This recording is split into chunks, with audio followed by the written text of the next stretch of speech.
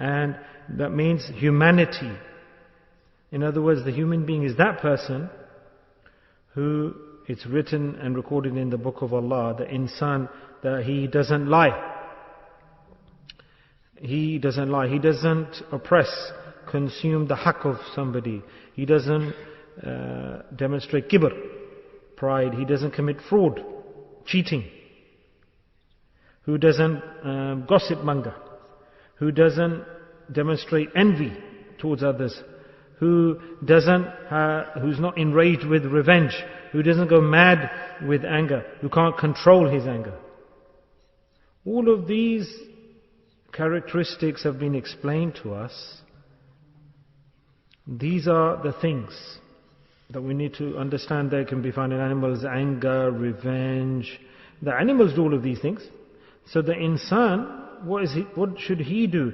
The human being, he is free from all of these defects. Yes, he's not recorded as a human being who has pride within him and he's a mutakabbir, who's a liar. It'll be written he's a liar. The person will be raised in the hereafter from his grave, then he'll be raised with that quality, the get up liar, or mutakabbir, proud person, oh backbiting person, get up from the grave, oh the person who gossip mongered, oh the person who showed off. All of these characteristics, these will be titles of people in the hereafter. So how can he be a human being, that person? If he's free from all of these defects, then he will be given the title that he's the real human being. That person will be addressed as the human being. So these are characteristics that by doing ibadah. By doing ibadah, you don't become a human being. You don't become a human being through worship. The qualities, the characteristics that arise through ibadah, that's what makes a human being. That if you see somebody worshipping, you can't say his heart is clean, or he prays this much salah, or he does this, or he does that. So a person is a human being when the good qualities arise from within that person. So the pious predecessors have said, and the hadith explained to us, that such a human being, how should we become a proper human being? How can a person become a proper human being? The dhikr of Allah makes a person a human being. That's why stated, that's why go to the pious people to learn dhikr. The objective is this. The hadith in Sahih Bukhari and Sahih Muslim, and Abi Musa radiyallahu anhu, qala Rasulullah sallallahu alaihi wasallam, الذي يذكر ربهم والذي يذكر ربهم مثل حي وميت.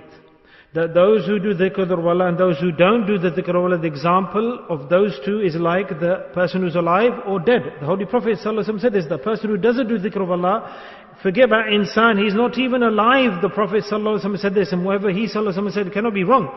Can it be? How can this person be living? He's deceased, he's just eating and drinking. Yes, he's not even alive, there's nothing within that person. So there's no quality of the insan. There's nothing inside that person, everything's dead for that person. Yes, for Allah Ta'ala said, وَالتِّينِ وَالزَّيْتُونِ وَطُورِ سِينِينَ Allah Ta'ala soon. أَحْسَنِ تَقْوِيمٍ. Allah says that this is a ajib and unique creature that Allah Ta'ala has made, the human being. And it's not for ibadah, you just worship. And for example, you have the prostration mark on your forehead and you do other ibadat. Sabbaha lillahi ma fi samawati wa ma fil ard. Allah says, what is there in the creation universe that doesn't worship me? So you haven't achieved some, Allah says, I've given it capacity, the uns of humanity, of goodness that you cannot get. Examples throughout the rest of the creatures in the universe. Great example. He won't eat himself, he'll give food to others to eat, mashallah. The human being. Yes? And he'll give sacrifices. He'll give to others rather than himself. And he'll feel for others rather than himself. And there will be sakhawat, there will be generosity within that human being. And he will give and assign more towards others rather than himself. So these are the qualities that we need to look at. Now, who's like this? How will we go into the grave without this? Yes, what janazah will be prayed for us? Think about it. Yes, this is the test for an individual. This is the challenge for us in this world. The examination.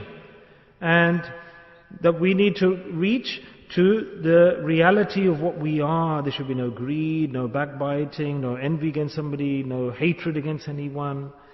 Yes, that human being becomes unique and like nur, like light. Yes, that's why we've come here. Yes, what a great hadith. That person's not alive. Dhikrullah makes a person alive. The human being is not insan without dhikr. Dhikr makes a person a human being, because Allah has put the quality within dhikr of Allah, is the special quality within dhikr of Allah. That there's a person who, that all the conditions he can fulfill, do hajj, he has the money, and there's nothing forcing him not to go, nothing restricting him. It's fard on a person, compulsory. And if he's not going to hajj and the season for hajj has come, hajj has arrived, and he doesn't go to hajj, no, I'll go next year. Oh, I've done umrah. And he's saying I've done umrah. He's done many umrahs. He's going in Ramadan. But hajj is fard on that person. And what a big warning, that if a person doesn't do hajj and hajj is fard on that person, Allah's Nabi Sallallahu Alaihi Wasallam said that I have no relation with that person whether he passes as a Yahud or Nasara. What a big warning. So a person upon whom hajj is fard. One reason, so that I can become the real human being. Insan, so that the quality can come into me, so that when I pass away and go into the grave, then I don't get the title of mutakabbir, or person who is pretending or fake, or he was a shaitan, or he oppressed, or he killed people's rights, or he beat these people. And this will happen. In this world we are present.